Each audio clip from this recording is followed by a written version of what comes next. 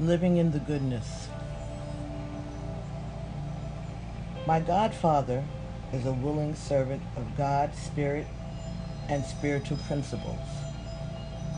This man lives, moves, breathes, and draws his total sense of being from the presence of spirit. As a Yoruba priest, a minister ordained in the ancient traditions of his ancestors, my godfather is a counselor. While most men I know aspire to achieve some degree of wealth, fame, acceptance, and influence, my godfather lives moment to moment in pursuit of peace, clarity, understanding, and the balancing of his head and his heart. At 50 years old, he did not have a single gray hair on his head. He never worries about anything.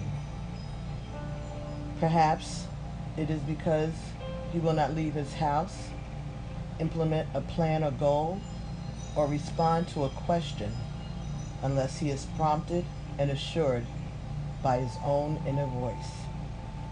That voice, his spiritual guidance, is his sense of power.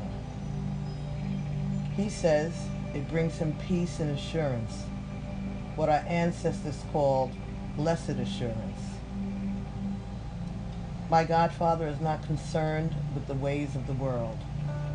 He believes they are traps. Once you give yourself over to the demands of the world, you no longer have control over what you do and who you are.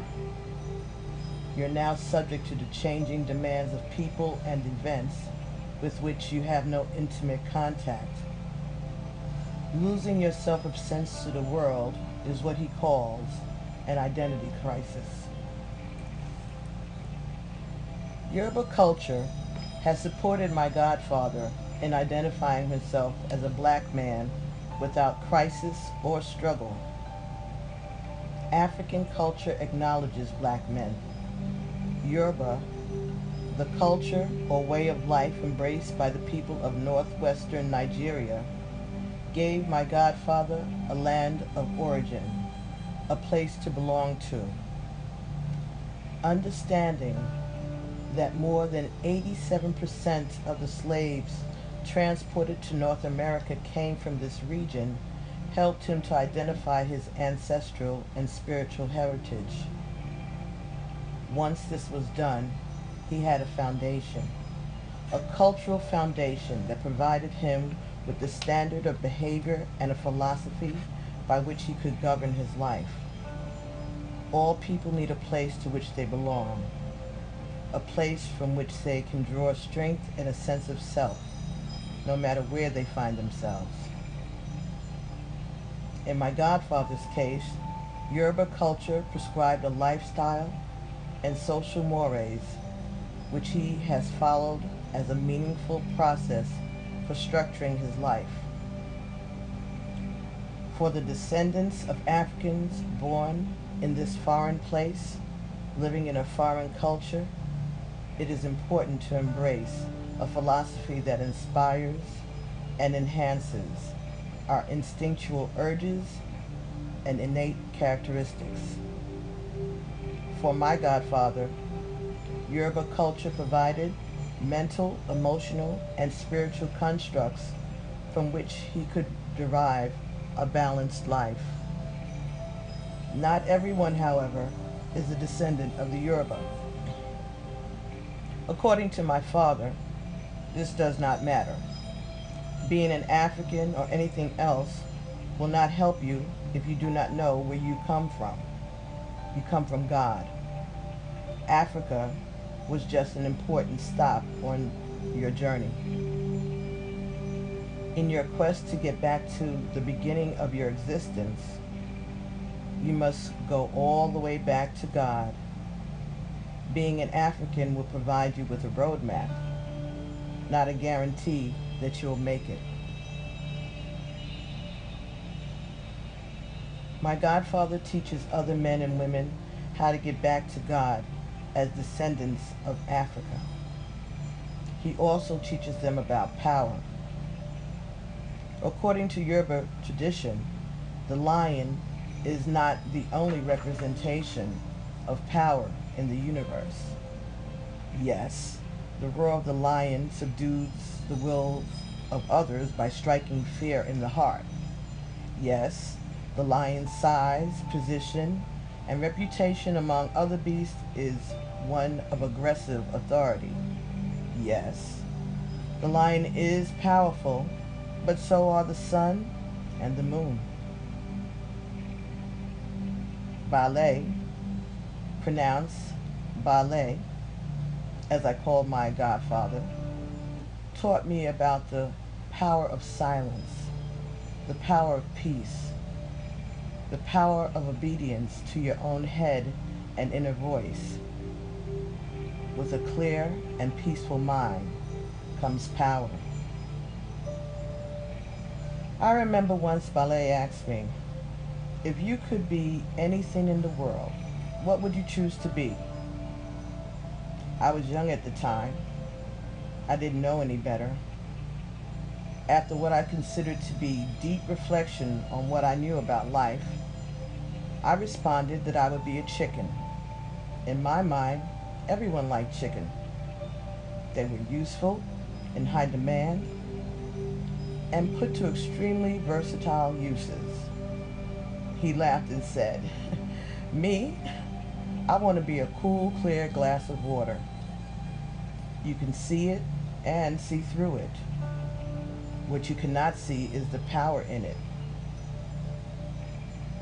My godfather has taught me that it is not always wise to demonstrate your power.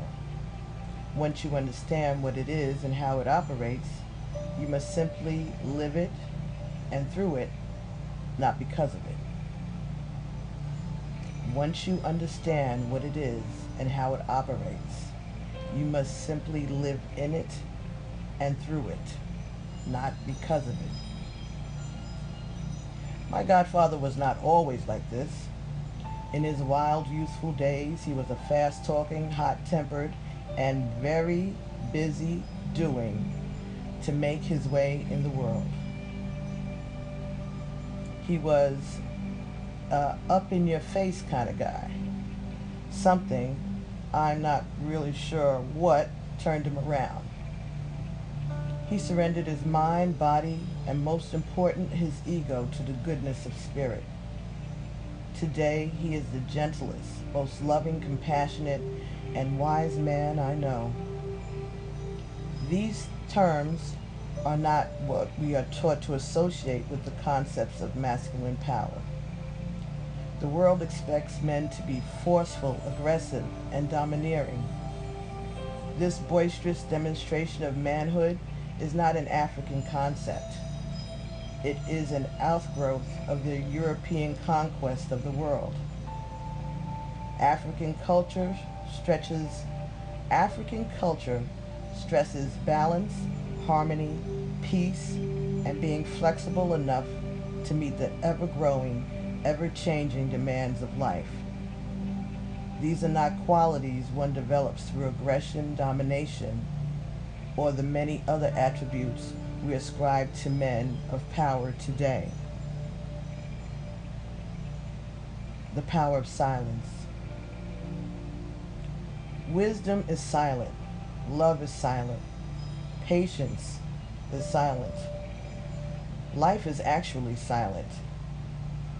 It is the silent merging of the sperm and the egg, a unity created in an orderly flow of events, an harmonious interaction that produces the thing we know as life.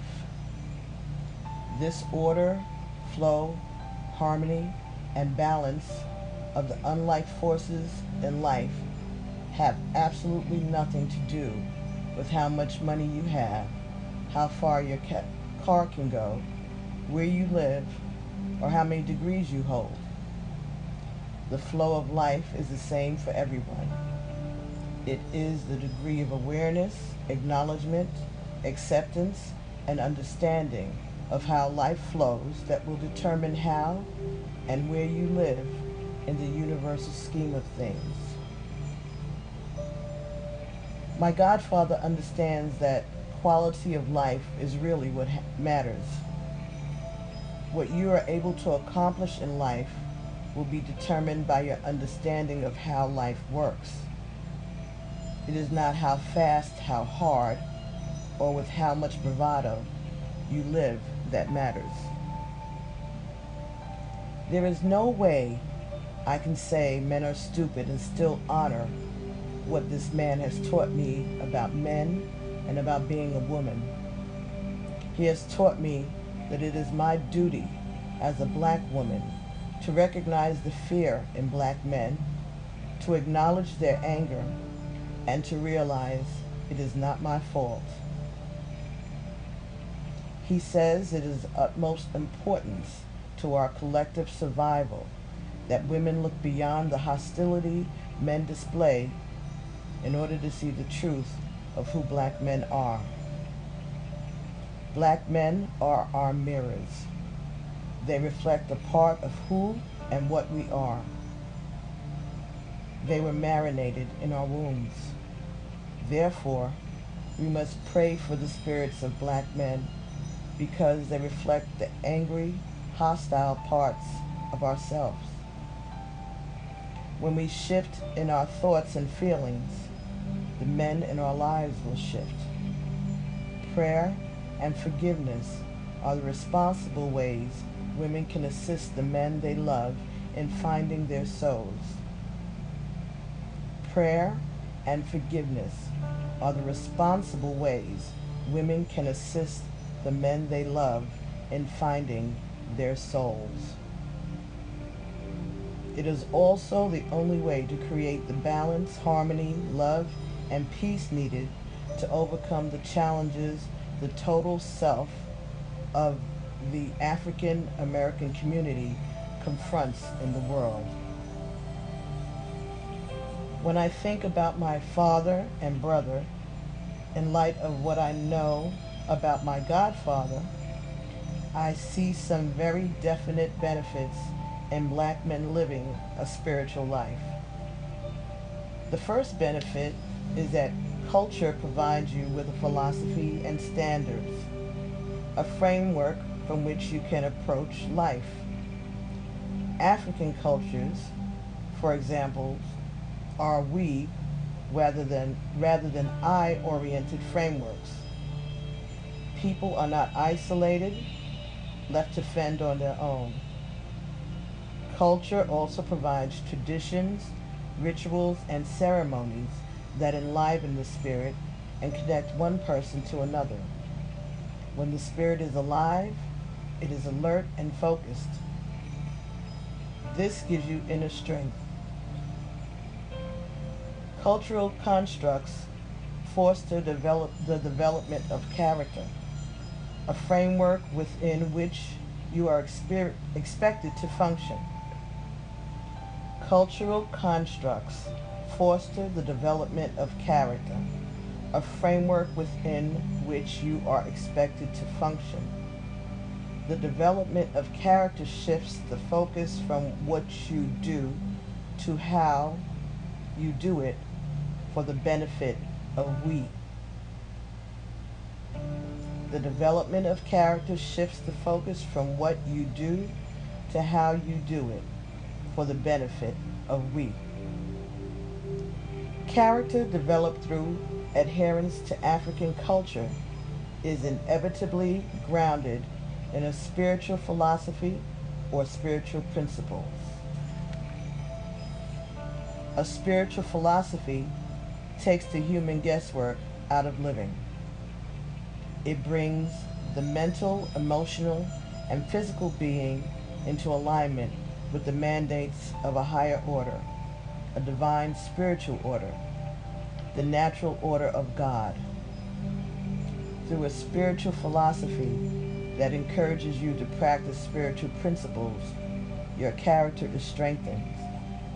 Your mind is cleansed and focused through participation in spiritual ceremony and ritual.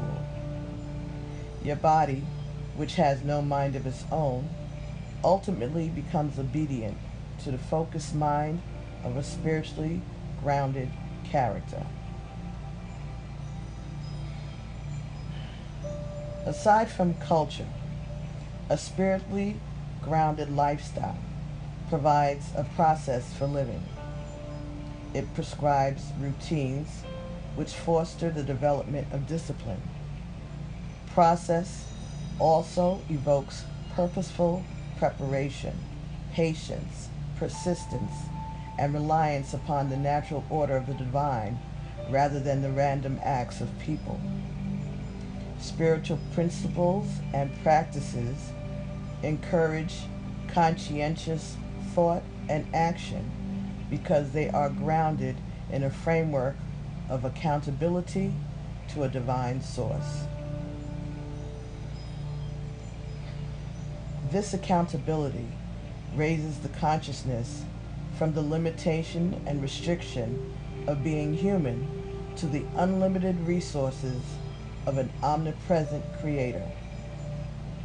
A spiritual consciousness reminds you of your connection to all and your oneness with God. Living from a sense of oneness, you become aware of your interdependence on others as the path to evolution for all. Competition is evolved to sharing. Anger is evolved to compassion. Fear is evolved to faith when men and women become reliant on divine rather than social intervention.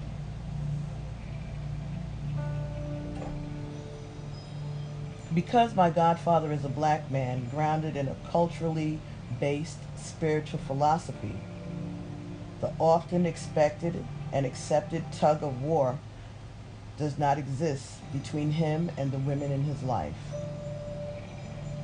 Because my godfather is a black man grounded in a culturally based spiritual philosophy, the often expected and accepted tug of war does not exist between him and the women in his life. I find it easy to talk to him about things I would never have mentioned to my father. Where my father quickly became annoyed with my questions or opinions, Ballet seems to be open to my feelings and thoughts. He does not live in fear of being challenged or proved wrong. He has nothing to prove to me, no need to be in control of me or what I think. This makes him less threatening and aggressive. I can share what I am thinking and feeling with him, and he never tells me what I should or should not do. I can share what I am thinking and feeling with him, and he never tells me what I should or should not be feeling or doing. He supports me in interpreting my experiences from within myself. Because my godfather has incorporated certain principles into his life and lives by them, he encourages me to do the same based on my experiences, not his. Ballet starts every day with prayer. He is humble without feeling humiliated. He cherishes times of silence and solitude. He is realistic about what he can do, cannot do, will do, and will not do for himself and others. When he says he cannot do something for you or be with you, you know it is a decision based on what he believes is good and right for everyone involved. As a result, he's always able to honor his word. You can always count on him to do what he says he will do without conflicting responsibilities or time constraints. He moves slowly, deliberately, and effectively. I've never seen him set out to do anything that does not get done. He knows success, not according to the standards of the world, but according to the standards he has set for himself. Lack of success and conflicting responsibilities convinced my father to believe he was a failure. he was enough of a failure to end his own life. Lack of success and disillusionment keep my brother in a state of fear and rage. Knowledge equals the freedom to choose. In his book, Visions for Black Men, Dr. Naim Albar wrote, in his book, Visions for Black Men, Dr. Naim Akbar wrote, "We are sophisticated enough to understand that the best wars are fought with knowledge. We understand that as soon as the African man stands up and declares himself to be a man, he puts himself in absolute and immediate opposition to the system which has defined him by its definition as less than a man or not a man." End quote.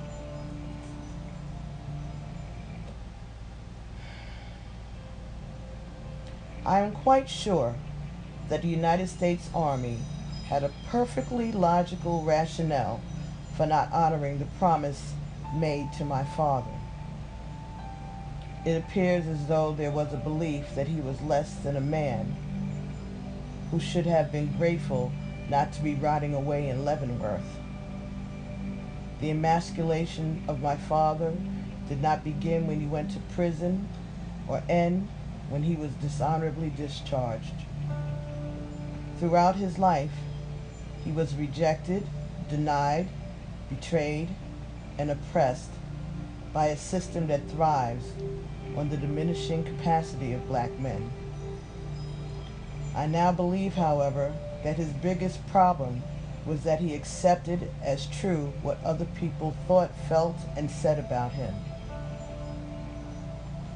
Neither the Army nor the society at large knew that my father, Horace Lester Harris, was a mathematical genius. He could add columns of numbers in his head, no pencil needed. My grandparents could not afford to send him to college, and with a dishonorable discharge, no bank or accounting firm would hire him. The fact that he was a black man only exasperated the issue. Still, he was able to put his skills to use running numbers. The work was steady. The money was good. It was the best he could do, and he hated it. He wanted to be a real man with a real job. My father often said it wasn't fair or just the way he had been treated simply because he was a black man. What he did to himself, my mother, and his children was just as unfair and unjust. Where do black men begin to redress the injustices they have experienced? By whose law do you want the crimes against you to be judged? If 100 black men were asked this question, there would be at least 50 different answers. If you asked another 100 what they have personally experienced as a result of the social and political history of black men in this country, you'd probably get 99 completely different responses. The experiences, perceptions, and judgments of every person will vary according to his needs and his individual experiences. In the case of black men, however, we probably all agree that something needs to be done, even if we cannot agree on who needs to do it.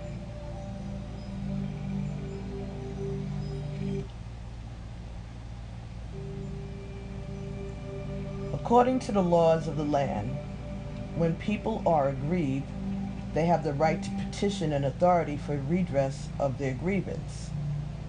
In the case of black men and women, the authority we have been taught to petition is the source of our grievances. As we begin to understand that our petition to human authorities will not result in an adequate solution, perhaps we will take our petitions to a higher authority, an authority who knows our needs even before we ask, an authority that we were given as a birthright. This authority is etched in our souls. It has not been beaten out, forced out, or changed at its most essential core. Neither fear nor anger has or can alter the true nature of the inner authority of self, the authority of God, the I Am presence. Unfortunately, too many black men know nothing about this inner authority. Even far more have lost faith in it. All power and effectiveness comes from All power and effectiveness comes from following the law of creation. There is no substitute for knowing how things happen and acting accordingly. The Tao of Power. Life begins in the spirit. This is not something that I or any other living being has made up.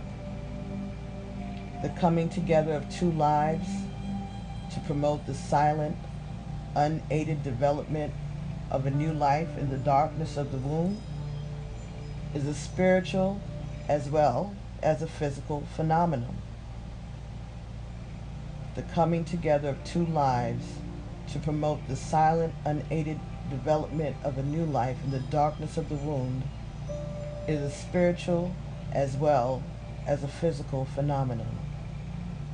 It is a process that was not created in the minds of men.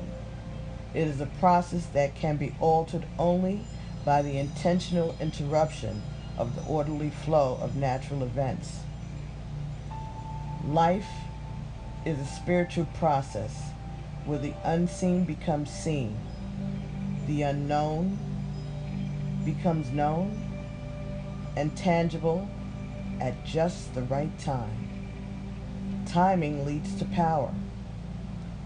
The creative force of life, the powerful vastness of spirit that exists within our being, unfolds with time according to conscious acknowledgement of its presence. When black men gain knowledge of and begin to understand the spiritual laws and principles that govern life and creation, you will shift into a conscious state of empowerment. You will have the ability to transform your reality from within yourself. You will no longer be totally reliant on the world. The natural question would be, where do we find it? Where do black men gain knowledge and understanding about the spiritual realm and the spiritual approach to living?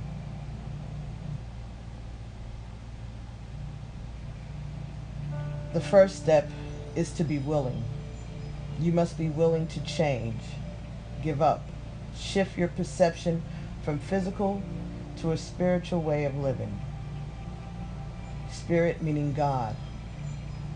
Living meaning the ability to manifest goodness. Your willingness cannot be based on a desire to escape where you are, to escape doing bad or feeling bad about what you are doing.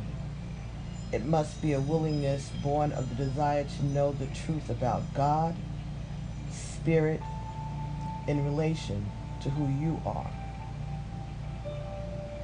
The knowledge of the truth about your identity will ultimately translate to inner or spiritual strength and external or physical ability to live in a divine state.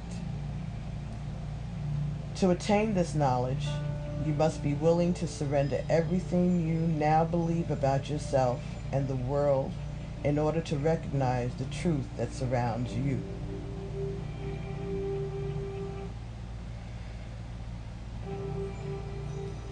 For some, this will involve re-examining your beliefs about God.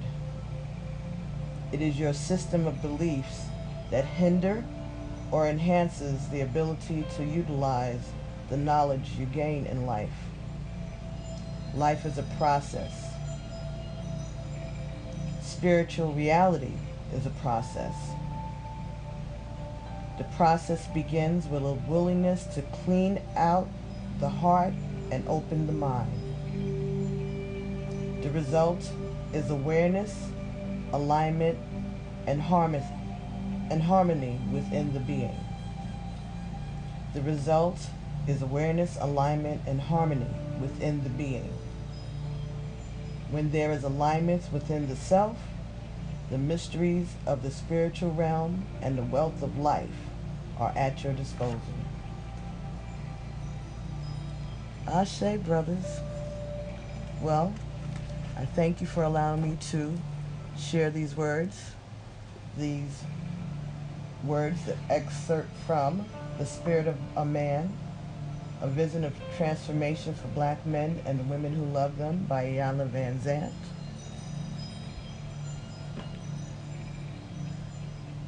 And I thank you, and I look forward to connecting with you again next week. Enjoy your weekend. Be blessed. Namaste. Ashe. Peace.